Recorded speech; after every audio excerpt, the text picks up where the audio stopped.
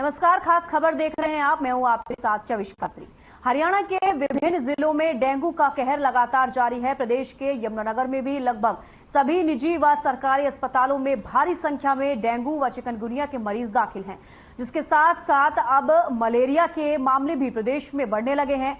इस समय प्रदेश में सबसे अधिक डेंगू के मामले करनाल, चरखी दादरी, रेवाड़ी और यमुनानगर में भी मिल रहे हैं।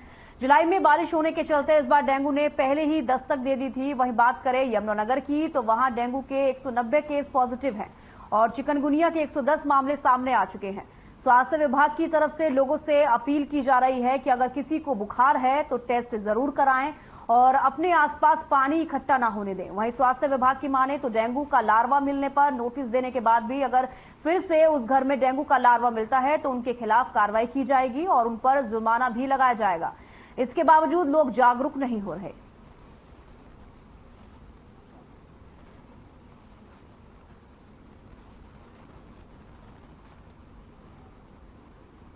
तो मच्छरों का लार्वा मिलने पर जुर्माना किया जाएगा, ये स्वास्थ्य विभाग की तरफ से क्लियर कर दिया गया है। और साथ ही आपको बता दें कि सर्वे हालांकि लगातार किया जा रहा है और ऐसे में ऐसे कई घर हैं जहां पर डेंगू के लार्वा मिल रहे हैं, उसके बावजूद लोगों में जागरूकता नहीं दिख रही।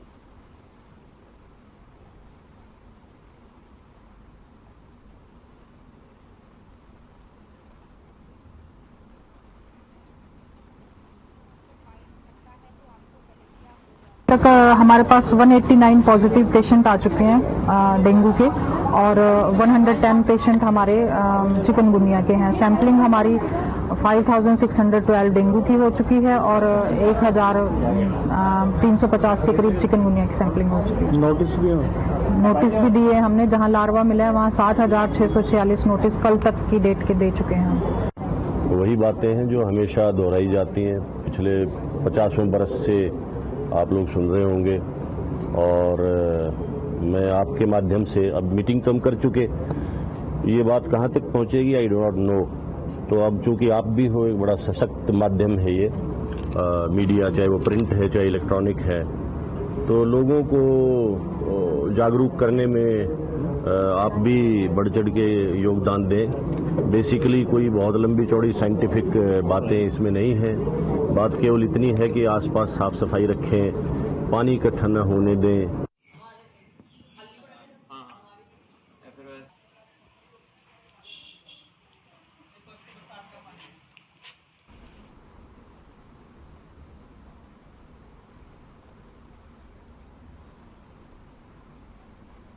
तो ज्यादा जानकारी के लिए हमारे साथ पलवल से हमारे संवाददाता जुड़े हैं, प्रवीण आहूजा, और कैथल से मनोज मलिक जुड़े हैं, जिनके साथ सीएमओ रेणु चावला भी हैं।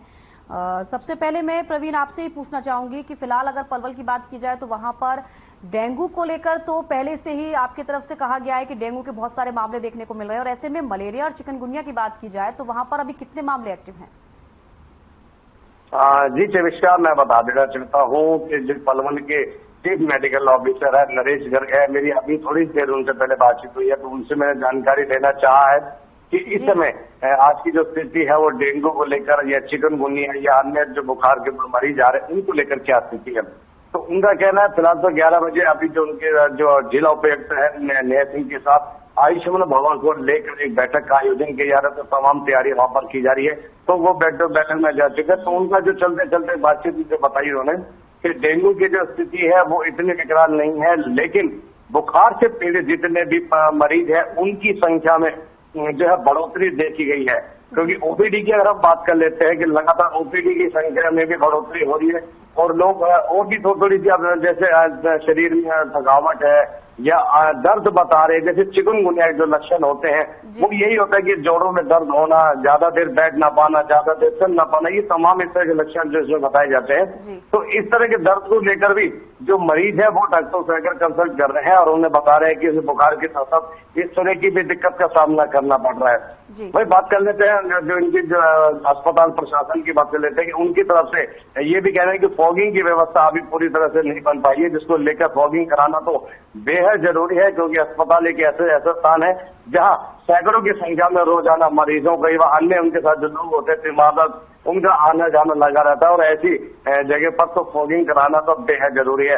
लेकिन बहरहाल देखना है कि अभी तो फॉगिंग भी नहीं हो पाई लेकिन जो डेंगू से जो मामला जुड़ा हुआ है वो लगभग 25 से 30 के बीच की संख्या बताई जा रही है कि एक्टिव है और उनका जो इलाज वहां पर चल रहा है। और जो भी बुखार से पीड़ित जो मरीज आ रहे हैं उनका डॉक्टरों से मिलने के बाद तुरंत उनका इलाज किया जाता है। और उधर सबसे बड़ी बात है उन्हें अपने घर के आसपास के साफ माहौल में रहने की एडवाइजरी भी जारी की गई है और उनका यह भी कहा जा रहा है कि आप अपने साफ सुथरे माहौल में रहे।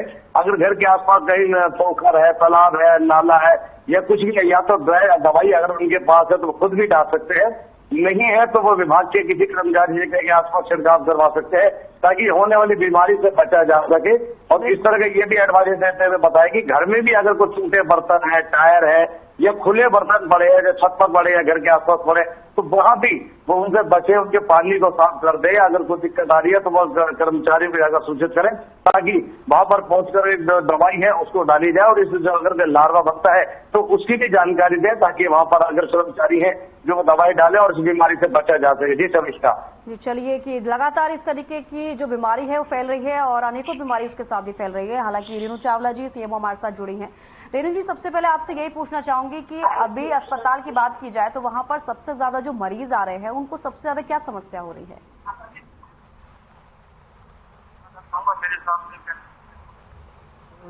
बात करें डेंगू के मामले की तो 77 की संख्या कैंसर में पहुंच चुकी है और लगातार इस डेंगू के प्रकोप को लेकर साथ में ओपीडी की जो बढ़ोतरी है वो भी लगातार दिखाई दे रही है। क्योंकि पहले की बात करें तो काफी कम ओपीडी आती थी, लेकिन डेंगू के जो मामले चले हुए उसको लेकर जो बीमारी की ओपीडी है वो भी लगातार बढ़ रही है। तो सीएमओ से बातचीत कर लेते हैं। सीएमओ साहब, क्या कहेंगे जो मामले बढ़ रहे हैं डेंगू के, क्या कारण मानते हो आप और कैसे आप इनको काबू कर पाएंगे? जी, डेंगू के जैसे कुछ मामले बढ़ रहे हैं, ये टेम्परेचर वेरिएशन की वजह से है। जो बरसात आई थी उसकी वजह से छोटी छोटी कलेक्शंस हो जाती है। फिर भी हेल्थ डिपार्टमेंट की तरफ से इसके लिए पूरे लिए जा रहे हैं कि लोगों को पूरा गाइड किया जा रहा है कि वो कैसे इससे बच सकते हैं। पहली बात तो ये है कि कहीं भी पानी इकट्ठा ना होने दिया जाए।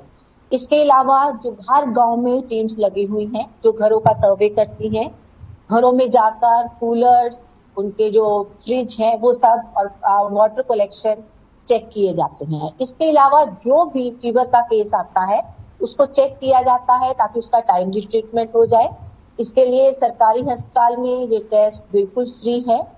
अगर किसी को प्लेटलेट की जरूरत पड़ती है तो उसके लिए भी गवर्नमेंट की तरफ से फ्री प्लेटलेट्स प्रोवाइड किए जाते हैं। लोगों से यही अनुरोध है कि वो पूरे बाजू वाले कपड़े डालें और कहीं भी पानी की कलेक्शन है उसको पानी खड़ा ना होने दिया जाए। इसके अलावा जो फॉगिंग मशीन्स हैं उनके द्वारा पंचायती राज और अर्बन लोकल बॉडीज द्वारा भी पूरी फॉगिंग की जा रही है ताकि लोग इससे बच सकें।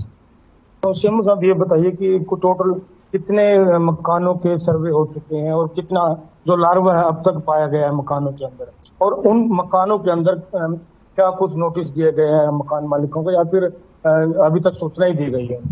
नहीं, ऐसा नहीं है। जो हमारी फायर टीम में है वो टाइम टू टाइम हाउसेस को चेक करती हैं। अभी तक हमारे 64,000 के करीब हाउसेस चेक हो चुके हैं और जैसे ही एक सर्वे पूरा होता है वो दोबारा शुरू कर दिया जाता है। इसके अलावा नोटिस जो दिए गए हैं वो 1759 को दिए गए हैं कि जहां पर लार्वा मिला है। और लार्वा को रोकने के लिए जो फॉगिंग चल रही है वो टेमीफॉस और पायरेथियम, जो भी कोई पॉजिटिव केस आता है उसमें इंडोर फॉगिंग की जाती है। इसके अलावा 10 हमारी हैचरीज हैं जिसके अलावा जिससे जो फिश है वो पॉन्ड में छोड़ी जाती है ताकि वो लार्वा डेवलप ना हो पाए। तो इसमें अगर बात करें कितने स्टाफ की ड्यूटी लगाई गई है, कितनी टीमें गठित की गई है ताकि जो भी लार्वा की सूचना मिले तो तुरंत मौके पर पहुंचे, और कितने ऐसे मकान है जिले के अंदर, कितना सर्वे आपने जांच की गई है मकान?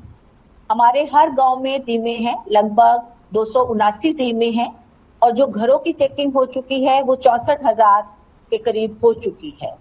वो घर घर जाके डेली चेक करते हैं और 10 हमारे अर्बन एरिया में रीडर चेकर लगे हुए हैं जो घरों में जाकर इसको चेक करते हैं ताकि लोगों को गाइड भी कर सके कि लार्वा डेवलप ना हो, और जहां पे लार्वा मिलता है उनको नोटिस दिया जाता है। सीएम साहब, एक बात और बताइए, जैसे कि पहले सर्वे किया गया था, मकानों का सर्च किया गया था, जांच की गई थी, क्या अब दोबारा भी उन मकानों के अंदर लार्वा मिला है? नहीं, जैसे पहले लार्वा मिला तो दोबारा जाते हैं तो वहां पर लार्वा नहीं मिला है। वो लोग अब और ज्यादा कॉन्शियस हो गए हैं, लेकिन जहां भी एक दो जगह पे दोबारा भी मिला है तो उनको दोबारा नोटिस जारी करके वहां रोका गया है। मुझे मुसाब ये देखने को मिलता है कि शहर के अंदर नाले नालियां जैसे गंदगी सफाई नहीं हुई अभी तक। क्या लार्वा का ये भी कारण हो सकता है गंदगी की वजह से? जो बरसात का आना है गंदगी की वजह से थोड़ा तो है ही है कि जहां भी गंद पड़ा होगा, अगर बारिश का पानी वहां पे आता है उसके बाद वहां पे लार्वा डेवलप होता है। और टाइम टू टाइम स्वास्थ्य विभाग द्वारा भी और पब्लिक हेल्थ द्वारा भी जो भी एक्शन लिए जा रहे हैं वो इसी काम के लिए लिए जा रहे हैं कि डेंगू ना फैले। मुझे अभी तो बरसात का मौसम भी बरसात नहीं आई, लेकिन मौसम का जो मिजाज है वो लगातार बदल भी रहा है। आज भी मौसम खराब है। अगर ऐसे में प्रशासन की लापरवाही की बात करें, अगर बारिश आती है तो क्या डेंगू के मामले बढ़ेंगे या प्रशासन रोक पाएगा? अभी यहाँ पे बारिश नहीं है, पर जैसे कि टेम्परेचर वेरिएशन है, लेकिन जो हमारा प्रशासन है या हेल्थ डिपार्टमेंट है वो पूरी तरह से लगा हुआ है कि ये डेंगू के मामलों को रोका जाए और पूरी साफ सफाई रखी जाए। तो इसमें यही है कि इसमें कंट्रोल किया जाएगा ताकि डेंगू के केसेस ना बढ़े। मुझे मुझे टेम्परेचर कितना होना चाहिए जो कि डेंगू के मामले कम होने शुरू हो जाते हैं, और कितना ज्यादा टेम्परेचर होता है जब डेंगू के मामले बढ़ते हैं? ऐसा है 30 to 35 वाला जो टेम्परेचर है वो इसके लिए ज्यादा डेवलपमेंट करता है। तो इसमें यही रहेगा कि जिस हिसाब से तैयारियां चल रही हैं हेल्थ डिपार्टमेंट की और एडमिनिस्ट्रेशन की, तो डेंगू के केसेस को रोका जा सकेगा। जी मुझे जैसे लार्वा मिला है, आपने बता दिया लार्वा काफी मकानों में जांच के दौरान मकानों में मिला है, तो उन मकान मालिकों को क्या आपकी टीम द्वारा सुझाव दिया जाता है, लार्वा को दिखाया जाता है?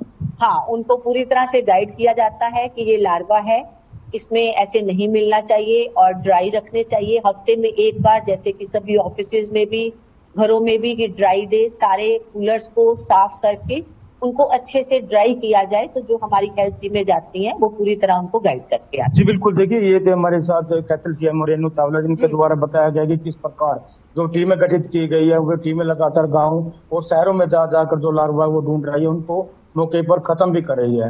ऐसे कैमरामैन उमेश के साथ मनोज मलिकिन, हर खबर हरियाणा।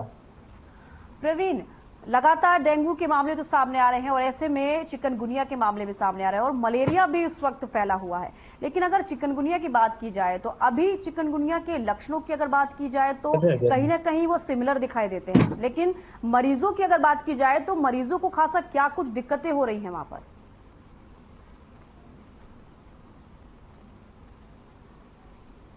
प्रवीण, आपकी आवाज नहीं आ पा रही है जी। या अपने घर पे पूरी तरह से आराम नहीं करते हैं और बुखार की स्थिति में कहीं काम पर चले जाते हैं, ये तो सबसे बड़ा हानिकारक है। डॉक्टरों की एडवाइस के बिना तो वो बिल्कुल भी कोई काम ना करे और उसे बचना इनके लिए बेहद जरूरी है। वही इसके लक्षण तो बिल्कुल सामने बिल्कुल साफ दिखाई देने लगते हैं। शरीर में थकावट होती है, जो ज्वाइंट्स हैं उनमें पेन होना शुरू हो जाता है, हाथ में जकड़न होने लग जाती है, तो तमाम इस तरह के लक्षण जो है वो बिल्कुल सामने आने लगते हैं। तो ऐसी स्थिति में डॉक्टरों का भी ये कहना है कि वो जितना हो सके अपनी जो खुराक है सबसे पहले तो उसको विशेष ध्यान रखें और डॉक्टर के द्वारा जो लिखित दवाई दी गई है उसको वो समय पूर्वक दवाई का तो इस्तेमाल करेंगे और जितना हो सकता है वो सादा भोजन ले, भोजन के साथ फल भी जरूर ले। हो सकता है अगर उनकी ठीक है थोड़ा बहुत बीच एक्टिव होना शुरू होते हैं तो हल्का हल्का योग या व्यायाम वगैरह भी कर सकते हैं, क्योंकि ये जो जकड़न की स्थिति है ये आने वाले समय में कुछ समय में ठीक तो हो जाती है, लेकिन उसके बाद जब स्थिति ज्यादा बिगड़ जाती है, अगर आप लोग प्रिकॉशन नहीं लेते, आप इसका सही तरह से आप अपना आराम या दवाई नहीं लेते हैं तो इसका जो खामियाजा है वो मरीज को बहुत लंबे समय तक भुगतना पड़ता है, क्योंकि जो ज्वाइंट से पेन जो दर्द होता है ये बहुत लंबे समय तक रहता है, ये जल्दी नहीं जाता और बार बार दवाइयां बदलने के बावजूद भी फिर शरीर में ये बीमारी बनी रहती है। तो ऐसी स्थिति में डॉक्टरों का भी कहना है कि सबसे पहले तो आप अपने आसपास के माहौल को साफ रखें और जितना हो सकता है कि साफ कपड़ों को पहने और जितना पूरी बाजू के कपड़ों को पहने, और सबसे बड़ी बात है और डॉक्टर की नियमित जांच भी करवाते हैं, क्योंकि ब्लड के सैंपल से ही पता लग पाएगा कि अब स्थिति अंदर क्या है और कितनी बिगड़ी भी है और कितनी उसे कंट्रोल करनी है। तो उसके लिए समय समय पर डॉक्टरों के साथ मिलना, जांच कराना भी बेहद जरूरी है। जी प्रवीण, जिस तरीके से आप पहले भी बता चुके हैं हमें कि स्वास्थ्य विभाग अगर पलवल की बात की जाए तो वहां पर ज्यादा सतर्क होता नजर आ रहा, क्योंकि आपने पहले भी बताया है कि फॉगिंग की समस्या लगातार बनी हुई है। तो अभी फिलहाल की स्थिति जानी जाए, क्योंकि ये तीनों बीमारियां अपने चरम पर है और लोगों को इससे बहुत ज्यादा दिक्कत हो रही है। ऐसे में अभी वहां पर क्या कुछ प्रशासन की तरफ से किया जा रहा है?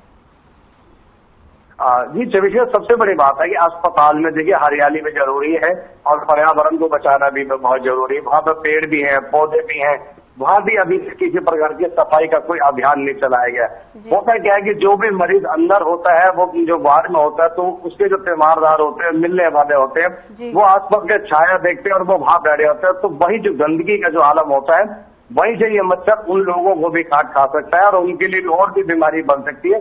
तो ये बीमारी को सबसे पहले खत्म करने के लिए जो स्वास्थ्य विभाग का प्रशासन है, उन्हें सबसे पहले अपने जो अस्पताल का प्रांगण क्षेत्र है, जहां लोगों का जो प्रवेश द्वार है या आसपास क्षेत्र है, जो अंदर अस्पताल के जो वार्ड बने हुए हैं, उन क्षेत्रों में तो खास करके फॉगिंग कराना बेहद जरूरी है, क्योंकि यहाँ पूरा स्टाफ ही रहता है। हम कहते हैं कि मरीजों के बीमारदार भी आते हैं। हम ये भी कहेंगे कि जो अंदर प्रशासन बैठा है, जो काम कर रहे हैं, वो भी इंसान है, उनके लिए भी इस तरह का बचना बेहद जरूरी है, क्योंकि बीमारी एक ऐसी चीज है वो कहीं से भी आ सकती है।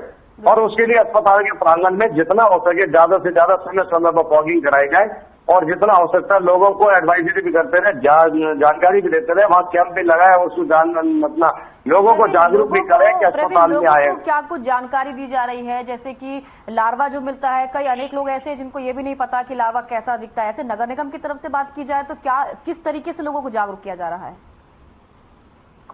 जी चविशा, कुछ समय पहले तो एक टीम तो मैंने देखी थी कि आसपास क्षेत्र में काम कर रही थी, लगभग 7-8 लोग थे उस काम कर रहे थे, लेकिन अब काफी समय हो गया है कि कहीं भी वो टीम नजर नहीं आ रही कि जो सैंपलिंग के लिए जो डोर टू डोर जा रहे थे। तो उनसे इन चीजों का सैंपलिंग होना बेहद जरूरी है, क्योंकि लार्वा एक ऐसी चीज है, बहुत छोटा सा होता है, नहीं दिखाई देता, जिसे जानकारी है वो तो समझ सकता है और वो बता भी सकता है। और उसके लिए जो सबसे बड़ी जो प्रशासन की जो एडवाइजरी है वो ही है कि आपसे सबसे पहले आसपास जो घर के आसपास जो गंदगी है उसे बिल्कुल भी ना करें। घर का कोई कूड़ा करकट है तो उसे दूर डालें, ताकि औरों को भी बचाव किया जा सके, परिवार का भी बचाव हो।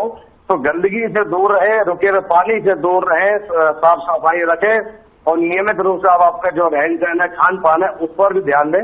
और ज्यादा से ज्यादा जो आयुर्वेदिक वाले हैं वो भी बार बार वहां पर जो स्वास्थ्य विभाग में जब जाते हैं तो वो लोगों को जागरूक करते दिखाई देते कि ऐसी स्थिति में पैनिक ना हो सकता है कि ज्यादा ज्यादा वो सैर करे, योग करे और नियमित रूप से स्वच्छ भोजन ले।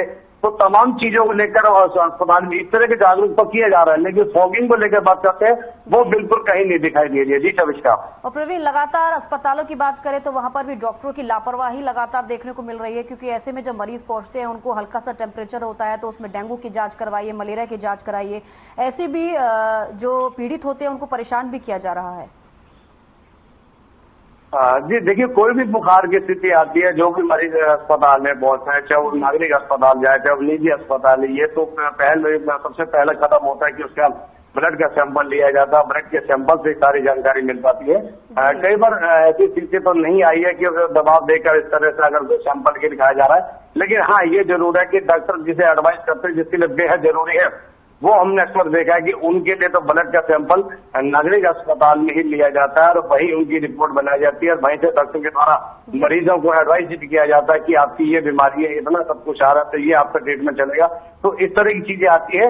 अगर ऐसी चीज आती है तो उसके लिए भी संवेदनशील होना बेहद जरूरी है, क्योंकि अगर ये चीज सामने आती है तो वो गलत है कि अगर बार बार लिखते हैं तो उसके लिए बिल्कुल पहले की कार्रवाई भी होनी चाहिए। जी मनोज, फिलहाल कैथल में डेंगू की बात की जाए तो वहां पर कितने मामले एक्टिव हैं और मलेरिया और चिकनगुनिया के कितने मामले एक्टिव हैं?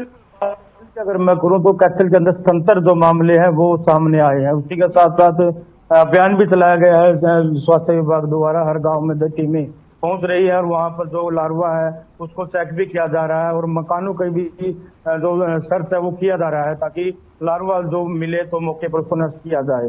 तो इसी को लेकर भी सीएमओ द्वारा एक लगभग 5 या 6 बड़ी लगभग 500 से ऊपर की जो टीम है वो गठित कर दी गई है, ताकि कहीं भी लार्वा दिखे या कहीं भी एक टोल फ्री नंबर भी जारी किया गया, कहीं भी लार्वा दिखे तो सीएमओ के पास या फिर जो टीम उनके पास कॉल कर सकते हैं और साथ के साथ वहां पर टीम पहुंचेगी और लार्वों को करने का काम भी जैसे कि मनोज आपने पहले भी बताया कि अगर किसी के घर में लार्वा मिलता है तो उसको पहले सजग किया जाता है, उसको एक बार कह दिया जाता है, हिदायत दी जाती है कि आपके दोबारा ऐसा कुछ ना हो। अगर उसके बाद दोबारा भी लार्वा मिलता है तो उस पर एक्शन लेने की बात कही गई है कि जुर्माना लगाया जाएगा।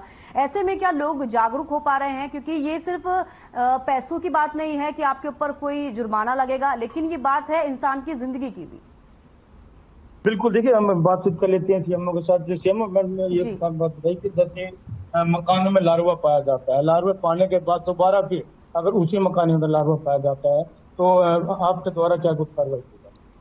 अगर दोबारा पाया जाता है तो उनको नोटिस भी जारी किया जाता है और जुर्माना भी हो सकता है, लेकिन ऐसा बहुत कम है क्योंकि जो हमारी टीमें जाती हैं वो उनको गाइड भी करके आती हैं और आगे से बताती भी आती हैं कि लार्वा कैसे पैदा होता है ताकि वो दोबारा ना हो और डेंगू मत है। मतलब ग्रामीण इलाके में ज्यादा डेंगू के मामले मिले हैं या फिर कैथल शहर के शहरी इलाके में? ऑलमोस्ट बराबर है, ग्रामीण और अर्बन सेम ही मिल रहे हैं।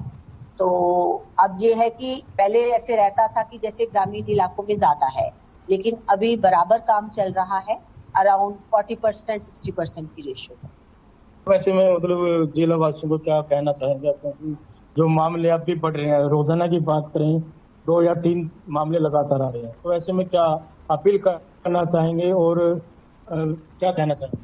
जिला वासियों से मेरा यही अनुरोध है कि डेंगू से बचने के लिए एक तो पूरी बाजू के कपड़े डालें और कहीं भी वाटर कलेक्शन होती है तो उसको रोका जाए। जैसे घरों में कूलर है, फ्रिज है, पुराने टायर हैं, छतों पर पड़े हुए हैं, उनकी साफ सफाई रखी जाए और कोई भी फीवर का केस आता है तो उसको इमीडिएटली समय रहते ट्रीटमेंट किया जाए, क्योंकि सरकारी अस्पतालों में ये टेस्ट बिल्कुल फ्री है, ट्रीटमेंट भी बिल्कुल फ्री है।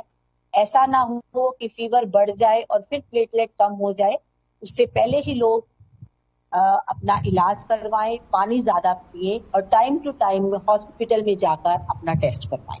साहब, जैसे डेंगू के मामले लगातार बढ़ रहे हैं तो साथ के साथ ये भी देखने को मिल रहा है कि जो सरकारी हॉस्पिटल है उसमें ओपीडी भी में भी बढ़ोतरी की रही है। क्या कारण मानते हैं, क्योंकि डेंगू होना और साथ में और भी बीमारी साथ में आना है? डेंगू होना है या कुछ वायरल फीवर भी है जो फैला हुआ है, तो टाइम टू टाइम जैसे भी पेशेंट आते हैं फीवर के, उनके सभी टेस्ट कर लिए जाते हैं, चाहे वो मलेरिया का टेस्ट है, सीबीसी है या और भी टेस्ट है, ताकि समय रहते पता लग जाए कि उनको किस तरह का फीवर है और उस हिसाब से ही उसका ट्रीटमेंट हो जाए। सब कितने वार्ड बनाए गए आपके द्वारा सरकारी हॉस्पिटल के अंदर तो डेंगू के पेशेंट? जो डेंगू के पेशेंट्स हैं उनके लिए तो अलग से वार्ड बना ही हुआ है, 10-10 बेडों के 2 बनाए गए हैं, मेल और फीमेल वार्ड्स। इसके अलावा सीएचसी पे भी बनाए गए हैं और जो हमारा टेस्ट है वो बिल्कुल फ्री है। इसके अलावा अगर प्लेटलेट की जरूरत पड़ती है तो वो भी गवर्नमेंट की तरफ से मुहैया कराया जाता है, ताकि जो गरीब जनता है उनको प्लेटलेट के लिए पैसे मत। चलिए, तो लगातार आपको बता दें कि बीमारियां बढ़ती जा रही है, ऐसे में स्वास्थ्य विभाग भी सजग नजर आ रहा है और लोगों को जागरूक होना भी बेहद जरूरी है। मनोज आपका भी, प्रवीण आपका भी और रेणु चावला जी आपका भी बेहद शुक्रिया हमारे साथ जुड़ने के लिए और तमाम जानकारी हमें देने के लिए। फिलहाल के लिए इतना ही, दीजिए इजाजत, नमस्कार।